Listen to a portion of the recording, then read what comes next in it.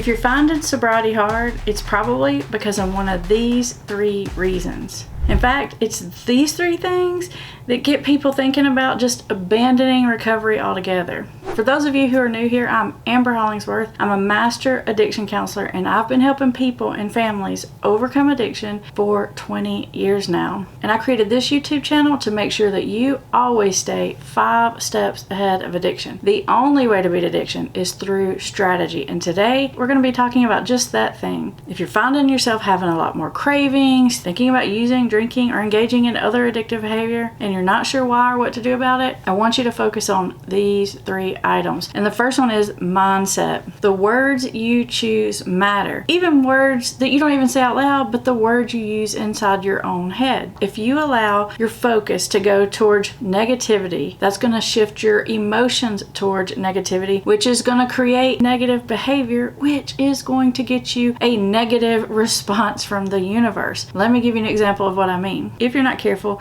you can let your thoughts wander into the darkness. Something like, okay, I haven't drank in 30 days, but my marriage is still a mess. Or, well, I quit using drugs, but that didn't fix everything. Or, why does everyone else get to have fun and I don't? That sure doesn't seem fair. Now, all of those thoughts are really alluring because they may have a teensy bit of truth there. But when we focus in on those thoughts, we ignore some of the counter arguments or other things that are also there. Here's a more positive but truthful thought, for example. Instead of the partial truth, let's look at the whole truth. So for example, it could be, yes, I quit drinking and my marriage isn't perfect yet, but at least I don't have to wake up and wonder what I did the night before. Or you could have a thought like, okay, everything in my life didn't get fixed automatically just because I quit using drugs, but at least now I have the energy and motivation and the wits about me to solve these problems. You see, addiction wants you to constantly focus on the negative. It's going to feed you a narrative that will lead you back into your addictive behaviors. In most cases, it's just showing you a part of the picture and not showing you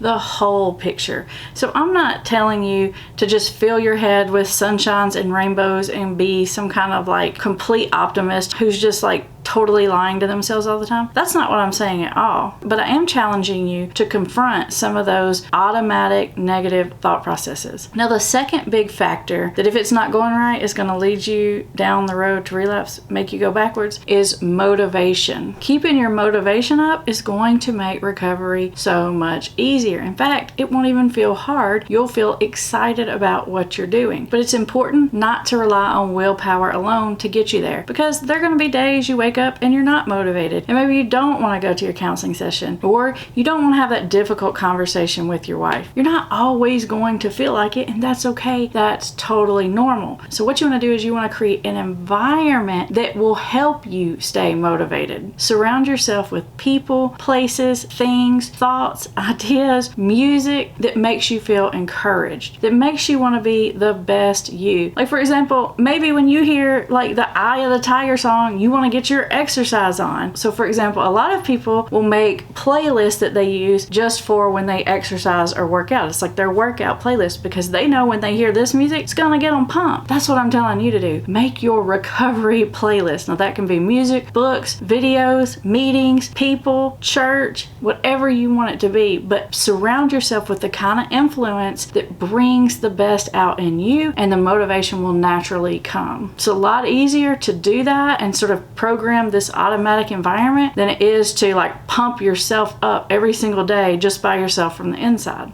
And that leads me to number 3, which is momentum. In recovery, when you stop moving forward, you automatically move backwards. There's no such thing as standing still. Not doing anything, not making any choices, not making progress will cause your recovery muscles to atrophy. So try to keep yourself motivated to being your best self, to always be growing and working on something, working towards a goal that's very important to you. What that does is it gives you other, better, more exciting, more important things to think about, so your mind doesn't have a lot of time to wander into the dark pit, get into those negative thoughts, lose your motivation, and gradually slide backwards. If you'll take care of these 3 things, not only will you stay sober, but you'll be excited about it. You'll feel good about it. You're going to know for sure that getting sober was the best decision that you ever made. Now, to help you keep your mindset, motivation, and momentum on track, I want to give you access to my free 30-day Jumpstart program. It's basically 30 days of very short video messages that come right to your inbox that are specifically designed to keep you motivated and help you overcome roadblocks. You can sign up for that and it will do its job on autopilot for you,